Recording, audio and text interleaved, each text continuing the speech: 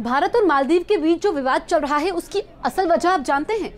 असल वजह तो चीन है, ये तो आपको मालूम है, लेकिन मुस्लिम कट्टरपंथ भी एक बड़ी वजह है। बिल्कुल सही सुना आपने, क्योंकि जिस तरीके से चीन के मौजूदा राष्ट्रपति जो मुस्लिम विचारधारा से प्रेरित है, आपको याद होगा कि जब वो राष्ट्रपति बने तो उन्होंने अपनी पहली यात्रा तुर्की की, दूसरी यात्रा चीन की और जो विवाद इस वक्त चल रहा है इसमें फायदा चीन लेने की कोशिश कर रहा है और तो और पाकिस्तान भी लेने की कोशिश कर रहा है। बिल्कुल सही सुना आपको। थोड़ा बैकग्राउंड बताते हैं, फिर उसके बाद आगे ले चलेंगे। दरअसल जो लक्षद्वीप की तस्वीरें पीएम मोदी ने ट्वीट की थी कि भारत के लोग ज्यादा से ज्यादा लक्षद्वीप आए, यहाँ पर खूबसूरती है और लक्षद्वीप को आकर के एक नया टूरिस्ट स्पॉट बनाए। उसके बाद तुलना होती है मालदीव और लक्षद्वीप की, लेकिन यही बात लक्षद्वीप में जो तुलना होती है कि मालदीव से बेहतर है सोशल मीडिया पर, यह बात मालदीव के कुछ मंत्रियों को पसंद नहीं आती है। वो पीएम मोदी पर अपमानजनक टिप्पणी करते हैं। उसके बाद तो भारत सरकार भी हरकत में आती है और फिर मालदीव को अपने तीनों मंत्रियों को पद से हटाना पड़ता है। अब बात तो यहाँ खत्म नहीं होती है, क्योंकि जो मौजूदा राष्ट्रपति है मोइजू, दरअसल ये पूर्व राष्ट्रपति अब्दुल्ला यासिन के समर्थक माने जाते हैं। भारत ने मालदीव में अपना पहला दूतावास 1980 में खोला था और आपको बताएं कि चीन ने कब खोला? 2011 में। लेकिन जैसे ही मालदीव की चीन से नजदीकियां बढ़ी, उसने भारत से दूरी करनी शुरू कर दी। ये बैकग्राउंड है। और तो और स्थिति इतनी बिगड़ गई कि भारत ने जो चीजें उपहार में मालदीव को दी थी वो उसने लौटानी शुरू कर दी।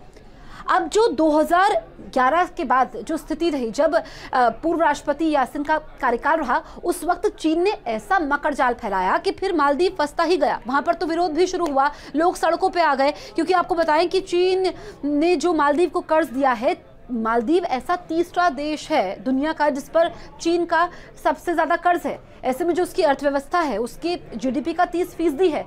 ऐसे में मुश्किलें मालदीव के लिए ज्यादा बढ़ गई। लेकिन जब वहां पर लोग सड़कों में उतरे, विपक्षी नेताओं ने वहां पर विरोध करना शुरू किया, तो फिर पूर्व राष्ट्रपति ने उनको जेल में डाल दिया।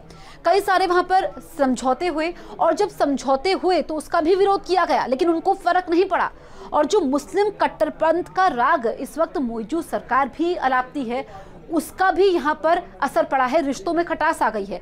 हालांकि मालदीव से भारत जो दोस्ती भारत की रही है दशकों पुरानी है, लेकिन नुकसान भारत को कुछ नहीं होने वाला है, क्योंकि भारत विकास के रास्ते पर तेजी से आगे बढ़ रहा है। नुकसान सिर्फ और सिर्फ मालदीव का है, हर लिहाज से मालदीव का नुकसान है। क्योंकि सबसे पहले मोइजू सरकार का जो फैसला था, हमारी आर्मी मालदीव में तैनात थी, लेकिन उसको लौटाने का आदेश दे दिया गया। तो एक के बाद एक ऐसे फैसले लिए गए जिससे ये मालूम चला कि वो भारत विरोधी है और चीन के हित में है। लेकिन ऐसा नहीं है कि चीन के साथ आप दोस्ती बढ़ा रहे हो तो भारत के साथ आप दूरियां बढ़ाओगे तो आपके हित में रहेगा।